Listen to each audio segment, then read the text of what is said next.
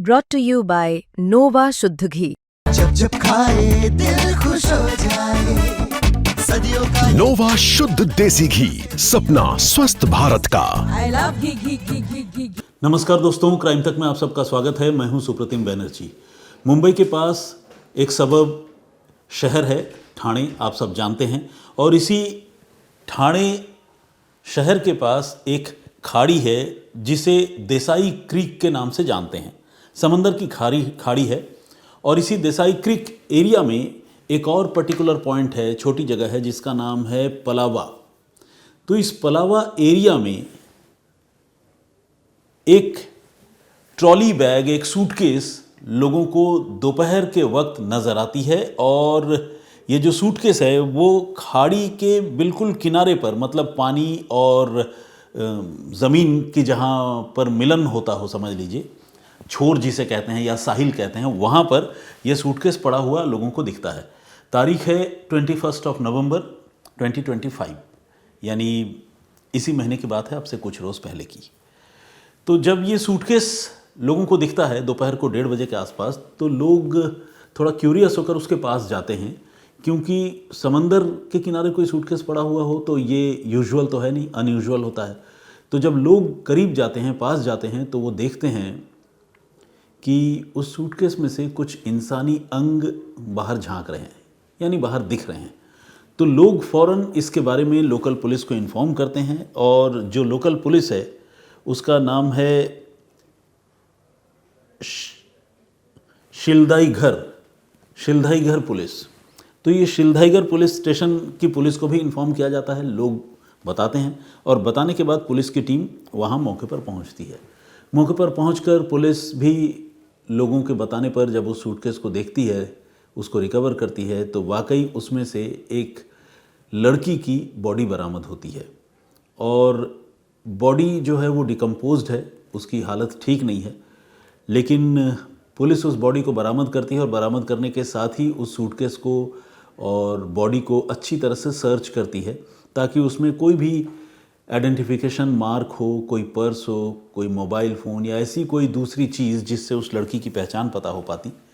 Police उस कोशिश में लगती है। ये डेड बॉडी जो है वो काफ़ी हद तक ख़राब हो चुकी है और उससे फाउल स्मेल भी आ रहा है, यानी बदबू की शिकायत है। तो खैर पुलिस इसे रिकवर करके उसे पोस्टमार्टम के लिए भिजवा देती है। और साथ में जब पुलिस पूरी बॉडी को अच्छी तरह से एग्ज़ामिन करती है तो कुछ चीज़ें पुलिस नोटिस करती हैं। हालांकि कोई भी आई कार्ड, मोबाइल फ़ोन, कोई डेबिट क्रेडिट कार्ड या कोई भी ऐसा ऑर्नामेंट उस सूटकेस में या उस डेड बॉडी के साथ नहीं था, जिससे पुलिस जो है अपनी तफ्तीश आगे बढ़ाती और उससे इस लड़की की आइडेंटिटी पता करने की कोशिश करती। अब क्या चीज़ था, तो वो ये था कि इस लड़की ने एक फ्लोरल डिज़ाइन का पिंक कलर का एक टॉप पहना हुआ था और नीचे जो है उसने रेड कलर की लेगिंग्स पहनी थी। ये उस बॉडी के साथ कपड़ा था और इन कपड़ों के सहारे पुलिस को इस लड़की के बारे में जानकारी जुटानी थी। साथ ही एक और जो एविडेंस था या सुराग था आप कह लें, वो ये कि उस लड़की के कलाई पर टैटू से PVS लिखा हुआ था। अब पुलिस ने ये सारी जानकारी जो है एक साथ इकट्ठा की, एक्यूमुलेट की और आसपास के जो एरियाज़ हैं उन एरियाज़ में पुलिस ने मुखबिरों को और जो सजग सतर्क नागरिक हैं, अलग अलग सामाजिक संगठन हैं, उनको ये सारी डिटेल, ये सारी जानकारी, बॉडी की तस्वीरें, ये सब पुलिस ने भेजने की शुरुआत की। इसके साथ ही पुलिस ने ठाणे, कल्याण, डोंबिवली और ये जो पूरा एरिया है, अलग अलग पुलिस स्टेशन में क्या यही 22-24 साल की किसी लड़की की मिसिंग रिपोर्ट दर्ज होने की शिकायत आई है या नहीं, पुलिस ये भी पता करने लगी कि कहीं ऐसा तो नहीं कि कोई लड़की घर से गायब हो या किसी ने उसको किडनैप कर लिया हो और FIR दर्ज हुई हो, तो फिर आइडेंटिटी इस्टेब्लिश करना आसान हो जाता। तो पुलिस इस कोशिश में भी लगती है। लेकिन ये जो शिलधाईघर की पुलिस है, इसको कोई ऐसे FIR के बारे में जानकारी नहीं मिलती है। इस बीच पुलिस की कोशिश जारी रहती है और पुलिस वो जो एरिया मैंने आपको बताया था, पलावा एरिया, उस एरिया के आसपास जहाँ पर ये क्रीक था, जहाँ पर ये बॉडी मिली थी, उस तरफ जाने वाली जो सड़क है और दूसरी गलियाँ हैं, तमाम एरियाज़ के सीसीटीवी फुटेज पुलिस बहुत बारीकी से स्कैन करती है, देखती है। तकरीबन 200 से ज़्यादा सीसीटीवी फुटेज पुलिस देखती है और देखने के बाद एक सीसीटीवी फुटेज में, एक कैमरे में पुलिस को एक ऐसी चीज़ नज़र आती है कि उसकी उम्मीद जो है इस केस को सॉल्व करने को लेकर बढ़ जाती है। पुलिस देखती है कि एक आदमी रात के अंधेरे में एक ट्रॉली बैग खींचता हुआ लेकर चला जा रहा है, बिल्कुल सुनसान अकेला। उसकी एक तस्वीर सीसीटीवी में कैच हुई थी, कैप्चर हुई थी। तो पुलिस जब इस तस्वीर को देखती है तो फ़ौरन उस तस्वीर को रिट्रीव करती है और उस तस्वीर को भी पुलिस अपने मुखबिरों को, अलग अलग पुलिस स्टेशन में काम करने वाले पुलिस वालों को और सामाजिक संगठनों को भेजती है और इस आदमी की आइडेंटिटी पता करने की पुलिस कोशिश करती है। साथ ही पुलिस उस जगह पर जाकर भी तफ्तीश करती है जहाँ पर ये सीसीटीवी फुटेज जिस कैमरे से कैप्चर हुआ था। तो इस कोशिश में पुलिस को जल्द ही उस आदमी का पहचान और उस आदमी का नाम पता चलता है। इस आदमी का नाम है विनोद श्रीनिवास विश्वकर्मा। उम्र है 50 साल और ये ठाणे के ही देसाई गांव का रहने वाला आदमी है। पुलिस अब विनोद तक पहुंचती है और विनोद इत्तेफाक से अपने घर में ही मिल जाता है। पुलिस उसे उसका सीसीटीवी फुटेज दिखाती है और पूछती है कि भाई ये क्या है और तुमने जिस लड़की की हत्या की वो कौन है। उसके पास सच कबूल करने के सिवाय और कोई चारा नहीं है। हालांकि वो सच कबूल करके जो बताता है वो मैं आपको बताऊंगा, लेकिन एक और बात जो मुझे लगता है कि आपको बतानी चाहिए वो ये कि पुलिस जब सीसीटीवी फुटेज देखती है तो सीसीटीवी फुटेज में जो ट्रॉली बैग खींचता हुआ ये आदमी नज़र आता है, विनोद श्रीनिवास विश्वकर्मा, उस आदमी के पास जिस मेक या डिज़ाइन का ट्रॉली बैग होता है, ठीक उसी तरह के ट्रॉली बैग में वो बॉडी रिकवर भी हुई थी। तो ये दोनों चीज़ें भी एक दूसरे को कोरबोरेट करती है। तो इसके बाद पुलिस, जैसा मैंने आपको बताया, कि विनोद से पूछताछ करती है और वो जो है कत्ल की बात कबूल कर लेता है और वो बताता है कि उसने जिस लड़की की हत्या की है उसका नाम है प्रियंका और उसकी उम्र है महज 22 साल। यानी 50 साल का एक आदमी 22 साल की प्रियंका की हत्या करता है और हत्या करके लाश वो समंदर की खाड़ी में फेंक देता है। मगर ये प्रियंका है कौन और वो हत्या क्यों करता है? तो इसके पीछे जो कहानी है वो अपने आप में अजीब भी है और दर्दनाक भी। विनोद मूल रूप से उत्तर प्रदेश का रहने वाला है, शादीशुदा है और उसका भरा पूरा परिवार है जो उत्तर प्रदेश में ही किसी शहर में लोकेटेड है, रहता है। विनोद मुंबई में रहकर कंस्ट्रक्शन साइट पर काम किया करता है, यानी आप उसको मेसन कह सकते हैं, राजमिस्त्री का काम किया करता है। उसने पुलिस को पूछताछ में ये बताया कि आज से तकरीबन 5 साल पहले जब वो मुंबई में उत्तर प्रदेश से आ रहा था तब उसे रेलवे स्टेशन पर ये लड़की मिली थी जिसकी उम्र अभी 22 साल है। 5 साल पहले आप समझ सकते हैं कि वो लड़की और भी छोटी होगी। तो वो लड़की उसे वहाँ पर अकेली मिली और लावारिस हालत में थी। तो विनोद ने उससे बातचीत की और बातचीत करने के बाद उसे वो अपने साथ लेकर अपने घर चला आया। घर मतलब किराए का जो कमरा उसने ले रखा था मुंबई में, वहाँ चला आया और वहाँ अपने साथ लाने के बाद वो उस लड़की के साथ लिव इन में रहने लगा। विडंबना देखिए कि 50 साल का एक आदमी जो है वो रिलेशनशिप में रहने लगा एक छोटी सी बच्ची के साथ जिसकी उम्र बमुश्किल समझ लीजिए कि 15-16 साल की रही होगी वो लड़की उस समय। और उसके बाद जो है उस लड़की के साथ इतने दिनों तक, यानी जब ये डेड बॉडी मिली उसके कुछ दिन पहले तक वो लड़की के साथ रहता रहा। लेकिन इस बीच दोनों में किसी बात को लेकर लड़ाई हुई आपस में और 20 तारीख को विनोद ने गुस्से में आकर 20 और 21 तारीख की दरमियानी रात को गुस्से में आकर उसने प्रियंका का गला घूंट दिया और गला घूंटकर उसकी हत्या कर दी। हत्या करने के बाद जब उसे कुछ सूझा नहीं कि वो क्या करे, बॉडी को कैसे डिस्पोज ऑफ करे, कहाँ फेंके, तो उसके घर में एक ट्रॉली बैग थी। उस ट्रॉली बैग में उसने इस लड़की की बॉडी को स्टफ़ किया, भर दिया ज़बरदस्ती और फिर अपने साथ खींच कर ले गया और ले जाने के बाद किसी तरह से देसाई क्रीक में जाकर, यानी समंदर की खाड़ी में ले जाकर उसने उस बॉडी को फेंक दिया। उसने डेड बॉडी को डिस्पोज ऑफ करते वक्त इस बात का पूरा ख्याल रखा कि उस डेड बॉडी के साथ कोई भी पीस ऑफ पेपर ना हो, कोई आई कार्ड, मोबाइल फ़ोन, कोई डेबिट क्रेडिट कार्ड, कुछ भी ना हो जिससे उसकी आइडेंटिटी इस्टेब्लिश ना हो सके।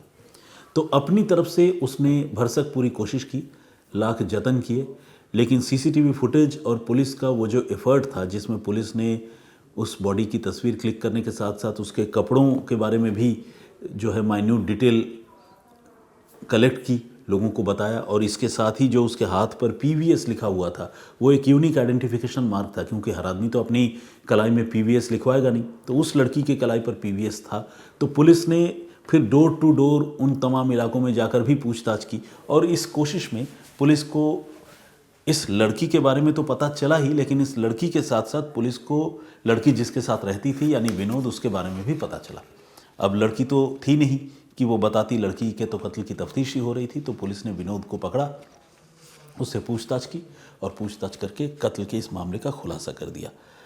तो ये पूरी घटना थी जिसके बारे में मैंने आप लोगों को बताया, और ये मुंबई पुलिस का इन्वेस्टिगेशन था। और मुंबई पुलिस ने बहुत स्विफ्टली, बल्कि ठाणे पुलिस ने, मुंबई नहीं, ठाणे पुलिस ने इस केस को बहुत स्विफ्टली, बहुत फुर्ती से इस केस को सॉल्व करने में कामयाबी हासिल की। इस घटनाक्रम पर आप क्या सोचते हैं, प्लीज़ हमें कमेंट करके ज़रूर बताइएगा। पुलिस के इन्वेस्टिगेशन पर भी आप अपनी राय ज़रूर दीजिए। जो प्रीवियस स्टोरी मैंने आप लोगों को सुनाई थी वो भी मुंबई की थी। मैंने आपको बताया था कि किस तरह से विक्रोली में एक विदेशी ठग, एक जालसाज को 2 लड़कों की सजग निगाहों की वजह से पकड़ लिया गया था। उन 2 लड़कों ने ऐसा क्या देखा था उस जालसाज में, एक पब्लिक प्लेस में, कि उन्होंने पुलिस को इन्फॉर्म किया और वो जालसाज पकड़ा गया। इसके बारे में अगर आप जानना सुनना चाहते हैं तो आप हमारे क्राइम तक में सुप्रतिम से सुनिए वाली प्लेलिस्ट में जाकर या वीडियो वाले सेक्शन में जाकर आप उस वीडियो को चेक कर सकते हैं, देख सकते हैं। आइए कुछ कमेंट्स जो आपने मेरी उस प्रीवियस स्टोरी पर की है वो पढ़ते हैं। हाफिज़ सदात सैयद का कमेंट है और उन्होंने कहा है कि police should reward those 2 young man who helped them to catch the criminal. इसमें कोई दो राय नहीं है और मुझे पूरा यकीन है कि पुलिस ने रिवॉर्ड किया भी होगा। हालांकि जो कहानी मैंने आप लोगों को सुनाई थी वो लेटेस्ट तो नहीं थी, काफ़ी पुरानी घटना थी, लेकिन इन्वेस्टिगेशन काफ़ी अच्छा था और लोगों की सजग सतर्कता से गुनहगार पकड़ा गया था। तो मैं वो स्टोरी आप लोगों के लिए लेकर आया था। लेकिन हाँ, मुझे पूरा यकीन है कि इस तरह के जो गुड समरिटन्स होते हैं, अच्छे नागरिक होते हैं, पुलिस उनको रिवॉर्ड करती है। PK चंद्रा ने भी कमेंट किया है, बहुत बहुत स्वागत आपका, और उन्होंने काफ़ी कॉम्प्लीमेंट भी दिया है, बहुत धन्यवाद। रोहित कश्यप का कमेंट है, sir I listen to your stories every night for sleeping, thank you very much. Pradeep Bhamdu ji का कमेंट है, हमारे रेगुलर लिसनर हैं और रेगुलर कमेंट भी करते हैं। गुरदीप सिंह ये लुधियाना से हैं, जय हिंद लिख रहे हैं, मेरी ओर से भी आपको जय हिंद। संगीता शर्मा है और इन्होंने लिखा है कि आप अपना माइक चेंज कर लीजिए प्लीज़, साउंड निहायत ही कम आता है। इसी माइक पर तो पूरे क्राइम तक के बाकी साथियों की भी रिकॉर्डिंग हो रही है, लेकिन चलिए आपने कहा है तो मैं, जो हमारी टेक्निकल टीम है, खासकर हमारे सीनियर कैमरा पर्सन है विनोद शिकारपुरी जी, उन तक ये मैसेज ज़रूर कन्वे करूँगा और अगर कोई कमी होगी तो उसे दूर करने की कोशिश करूँगा। जगदीश चांडेगड़ा जी ने भी कमेंट किया है, बहुत बहुत स्वागत आपका। रेगुलर हमारे लिसनर हैं और रेगुलर कमेंट करते हैं, हौसला अफजाई करते हैं। अशोक टहल रमानी का कमेंट है, इन्होंने कहा है कि आगे हाई कोर्ट में केस लड़ेगा। बेसिकली जो गुनहगार है, जो पकड़ा गया है, रोमानियन क्रिमिनल जिसके बारे में मैंने आपको बताया, उसके लिए ये कह रहे हैं कि आगे हाई कोर्ट में केस लड़ेगा। अब तो सज़ा का एक लंबा वक्त गुजर भी चुका और दूसरा इस तरह के एविडेंस हैं कि खुद उसे भी पता है वो रेड हैंडेड पकड़ा गया है, तो हाई कोर्ट में भी उसका केस टिकेगा नहीं और उसे नुकसान ही होगा, सज़ा उसकी बरकरार रहेगी। लवर सिड के नाम से एक आईडी है, इन्होंने मुझे सजेस्ट किया है कि चेंज योर जैकेट सर। आज इत्तेफाक से मैंने जैकेट नहीं पहना है, बल्कि एक कोट या ब्लेज़र जो भी कह लें आप पहना है। वो इनफैक्ट वो जैकेट नहीं, एक विंड चीटर है और अभी चूँकि सर्दी पूरी तरह आई नहीं है तो अच्छा, सर्दी के जो गर्म कपड़े होते हैं उसके ऑप्शंस जो है वो आम रोज़मर्रा में पहने जाने वाले शर्ट्स के मुकाबले थोड़े कम होते हैं। तो anyway lover Sid, thank you very much.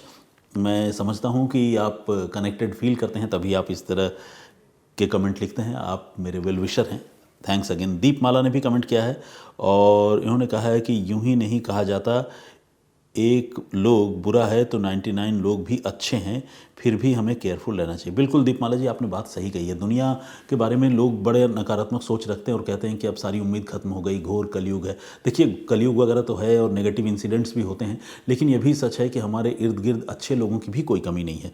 तो इसीलिए अच्छे लोगों का जो ब्लेसिंग्स हमारे पास है, हमें उस बात को भी मानना चाहिए। और दूसरा ये जो इन्होंने बहुत इंपॉर्टेंट बात कही है वो ये कि हमेशा केयरफुल रहना चाहिए, सजग सतर्क रहना चाहिए, इसमें कोई दो राय नहीं है। क्वीन समथिंग के नाम से एक आईडी है, अगत्या, क्वीन अगत्या के नाम से आईडी है। Very nice information is given about fraud, thanks, इन्होंने लिखा है। इसके अलावा टेक सेवी के नाम से एक आईडी है, उन्होंने लिखा है कि ATM कार्ड का NFC बंद यानी डिसेबल रखो। तो आपसे रिक्वेस्ट है, आप थोड़ा इसके बारे में और डिटेल में लिखिए, अगर हो सके तो मैं उसको भी अपने दर्शकों तक पहुंचाने की कोशिश करूंगा। ये एटीएम कार्ड के NFC बंद रखो का क्या मतलब है? मतलब ऑब्वियसली मुझे भी नहीं पता है, तभी मैं क्यूरियस हूँ, जानना चाहता हूँ। परूप श्रेष्ठा जी ने कमेंट किया है, जया अवस्थी जी हैं और रश्मि किरण जी हैं। इन्होंने कहा है कि वो मेरा कमेंट पढ़ने के लिए थैंक्स उन्होंने कहा है, और कहा है कि आपकी स्टोरी बहुत सालों से सुन रही हूँ, आपके उच्चारण और बोलने का तरीका काफ़ी अच्छा है। और उन्होंने और भी बहुत सारी पॉजिटिव बातें लिखी हैं, बहुत कमेंट मतलब कॉम्प्लीमेंट दिया। Thank you very much. Vikhroli का ही रहने वाला हूँ, जाहिद अली कह रहे हैं, और रिकी सलारिया साहब ने नाइस प्रेजेंटेशन लिखा है। और इसके डिवाइडर या डिवीडर के नाम से एक आईडी है। सुप्रतिम जी, आपको अपने काम पर प्राउड होता है या नहीं? ये इन्होंने एक सवाल पूछा है। बिल्कुल प्राउड होता है मुझे। बेसिकली मतलब बहुत अर्ली डेज से, मतलब जब समझ लीजिए मैं +1 +2 में था, और उस समय तो जिस शहर में मैं था, मेरे होम टाउन जमशेदपुर में, और मेरी पढ़ाई चूँकि हिंदी मीडियम में हुई, तो वहाँ +1 +2 नहीं होता था, उस समय इंटरमीडिएट होता था, और वो बिहार का पार्ट था, टाटा नगर या जमशेदपुर। तो मैंने जब इंटरमीडिएट में दाखिला लिया, उसी समय से मुझे जर्नलिज़्म करने की बड़ी ललक थी, इच्छा थी, क्योंकि मैं एक ऐसे शख्स को, एक ऐसे सीनियर को जानता था जो फ़ोटो जर्नलिस्ट हैं, और उनका समाज में रुतबा काफ़ी बढ़िया था। तो ऑब्वियसली जो नए एज ग्रुप के लड़के लड़कियां होते हैं, वो इन्हीं चीज़ों से अट्रैक्ट होते हैं कि भाई किस आदमी का रुतबा ज़्यादा है, या किस आदमी की पूँछ ज़्यादा है, सोर्स किसके अच्छे हैं। तो वो मुझे भी अट्रैक्ट करती थी, वो बातें, वो चीज़ें। तो मैंने सोचा कि ठीक है, इसी प्रोफेशन को अडॉप्ट किया जाएगा, और उसी समय से मैंने अखबारों में लिखने की शुरुआत की। और फिर धीरे धीरे मैंने अपना फोटे या नीश जिसे कहते हैं वो डिसाइड किया क्राइम का, क्योंकि उसके पीछे भी एक अट्रैक्शन है, आप समझते हैं, क्राइम रिपोर्टर बनने का। तो बन गया आप लोगों की दुआओं से, और मुझे उस पर गर्व की अनुभूति होती है। Thank you very much all of you. आज की स्टोरी पर अपना कमेंट ज़रूर कीजिएगा। मैं फिर हाजिर होऊंगा किसी और कहानी, किसी और वाक़े के साथ। एक बात और जाते जाते मैं बताना चाहता हूँ, हालांकि ये बात मुझे शायद और पहले बतानी चाहिए थी। मैं 15 दिनों के लिए अपने होम टाउन जा रहा हूँ जमशेदपुर, तो कुछ दिनों तक आपकी खिदमत में हाजिर नहीं हो पाऊँगा। मेरी हाज़िरी माफ़ करेंगे, और मैं जैसे ही वापस आऊँगा, ड्यूटी रिज्यूम करूँगा, आप लोगों की खिदमत में फिर से हाजिर हो जाऊँगा। तो thank you very much all of you, और स्टे ब्लेस्ड। मुझे इजाज़त दीजिए, अपना बहुत ख्याल रखिए। जय हिंद, जय भारत।